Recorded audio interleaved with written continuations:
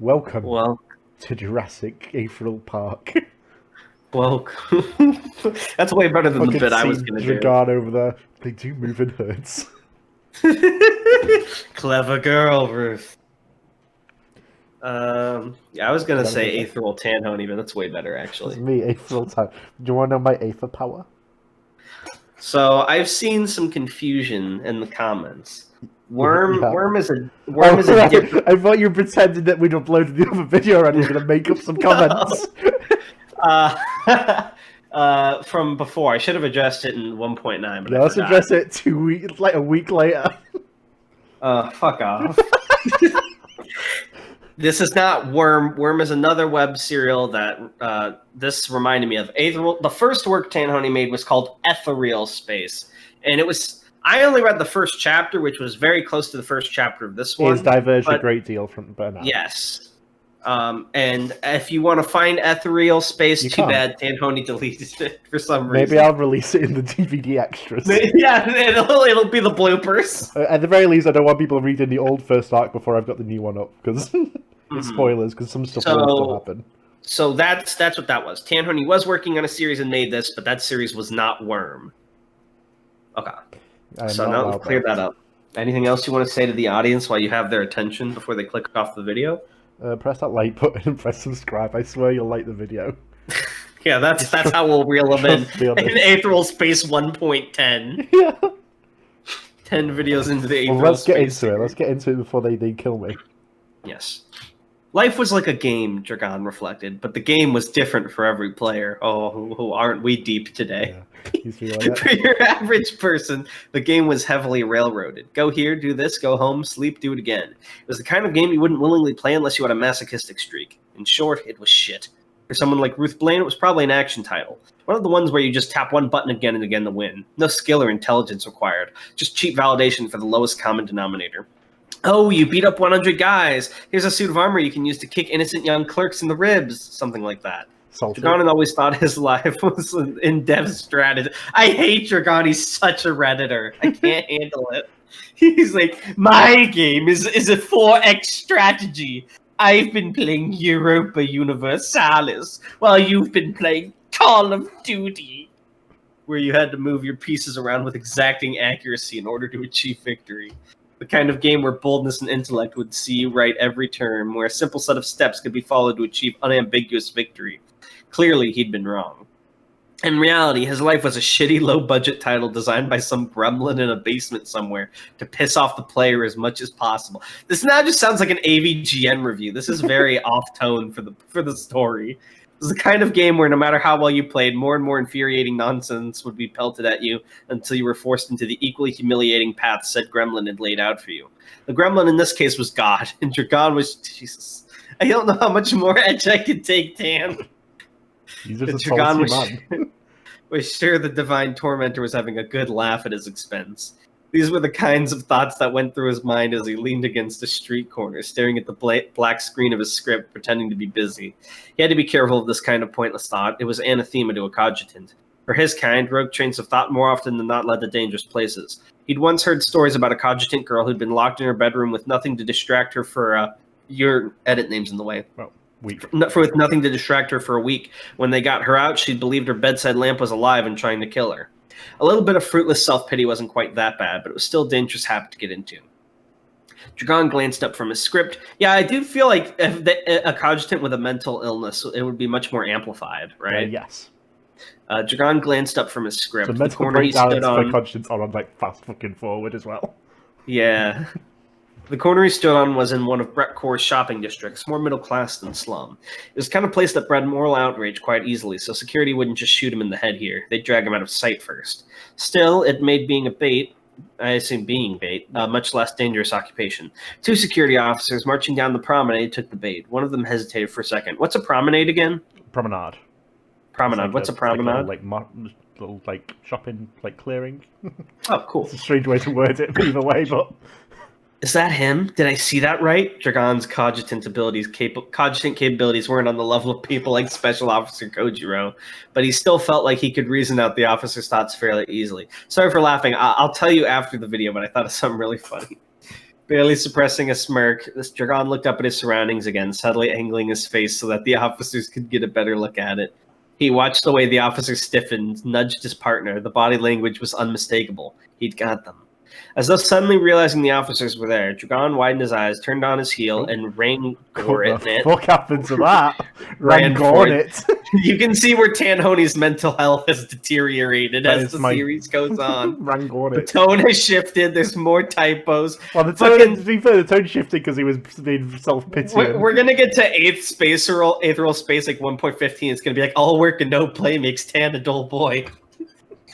Not too quickly for them to follow, but fast enough, clumsy enough to make a good show of panic. Still, he couldn't help but feel anxious as he charged through the maze of streets, ignoring the shouts of the officers behind him.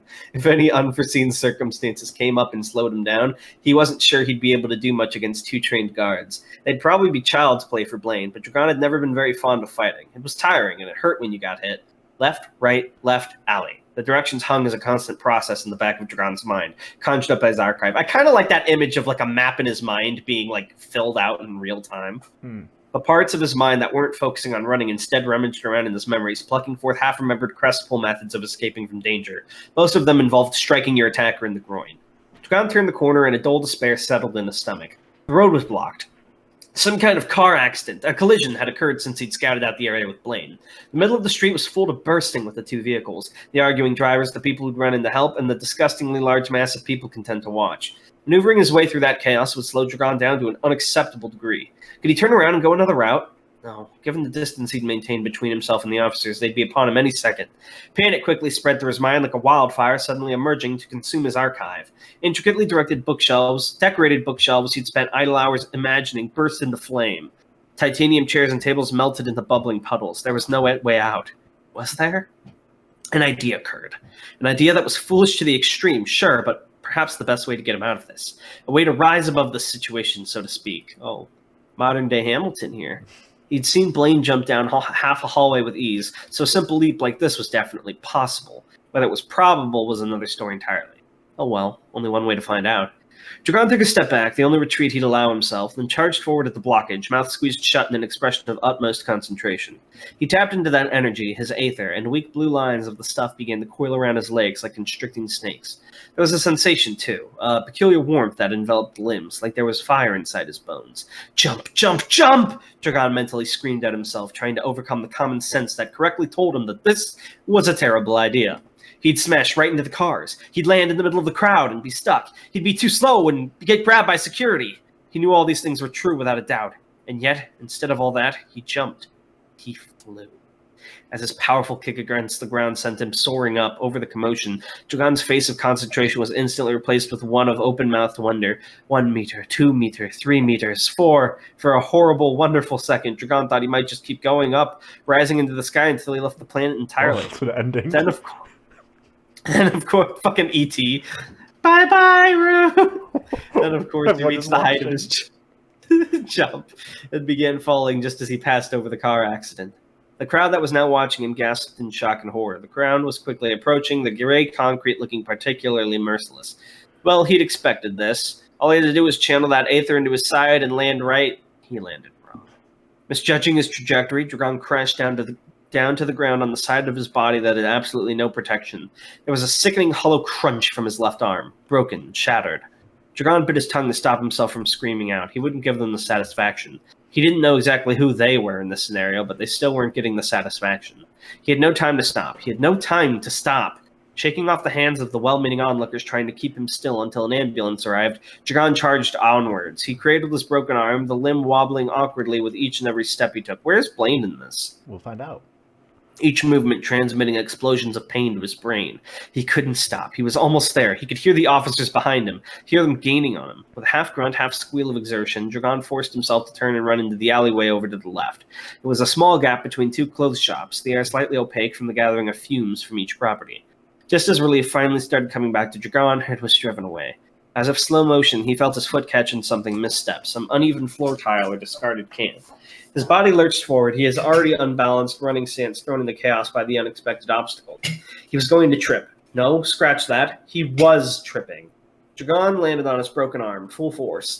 This time he screamed, a feral howl of pain and anger that sounded more like a wild animal than a person.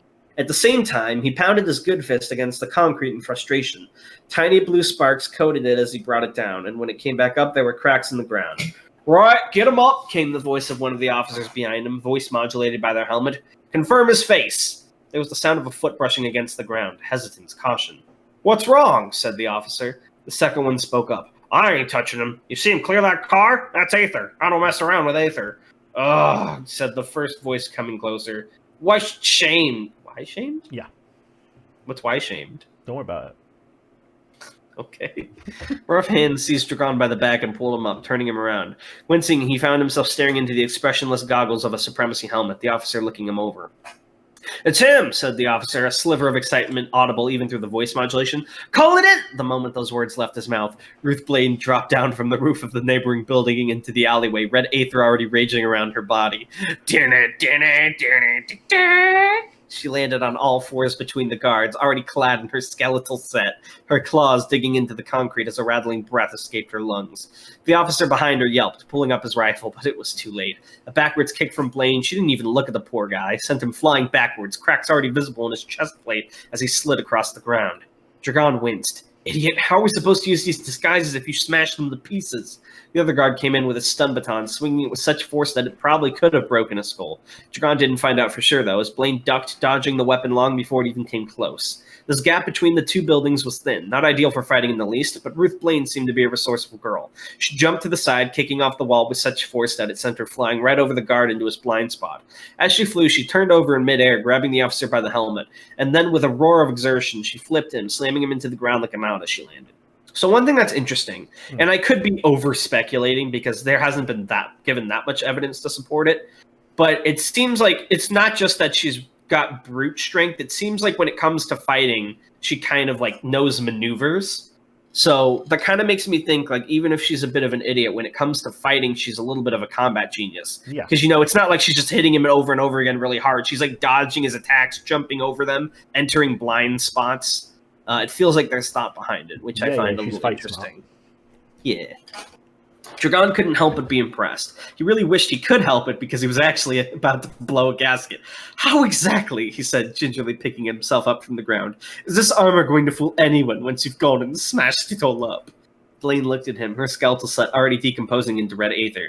Frowning, she glanced down at the way he was holding his arm. They get you? Yeah, Dragan lied. She spat on the back of the nearest officer. Bastards! Can you answer the question, please? How are we going to sneak into the Hart building now? Blaine turned the unconscious body of the nearest officer onto his back with her foot. It's not that busted. We can put something over the cracks and paint it the same color. Excuse me. Dragan raised an eyebrow. You think that'll stand up to close inspection? Well, we don't want close inspection anyway, right? We'd be screwed already if it came to that. She's not wrong. He sighed, running his face over his hands. His mind was already coming up with the right shade of paint, the best materials to cover the damage, the ways they could use the situation to improve the plan. It was infuriating, but his brain seemed intent on proving Blaine right. Right, he said after a minute or two. Grab them. We'll keep them in the safe house while we're doing this. Blaine grinned. So we're doing it now, then? He glanced at her expectant expression. It seemed like he'd ended up in charge of this operation somewhere along the way. Well, that suited him just fine. He didn't want to disappoint then. Yeah, he said, not letting a sliver of his nervousness taint his voice. We're doing it now. Okay, that was pretty cool. It ended on a good note. I really want to get to the chase, though. I'm sad it didn't get... Not the chase, the infiltration. The heist. But I guess that'll be next week. And if it's not, I'll kill you. It'll be next... it'll be in like 3 days' time for you viewers. Ooh. Thank you. 3 days' time. Anything we want to talk about before we wrap up? As usual, if you would prefer to read this on your own, you can check it out at Royal Road, where it's like formatted all pretty and all the edits have already been made instead of editing it throughout the video. You can join our Discord. As Tanhony mentioned in the beginning, if you're not already subscribed, that'd be super awesome. If you did subscribe, that'd be totally epic of you. That'd be like a Fortnite Victory Royale. Yeah, if you join the server, there is a channel dedicated to Aetheral Space if you want to give your opinions there. We do read the comments here as well. Anything else, Tan? That's it. That's it from me. I hope you enjoyed. All right, bye. Bye.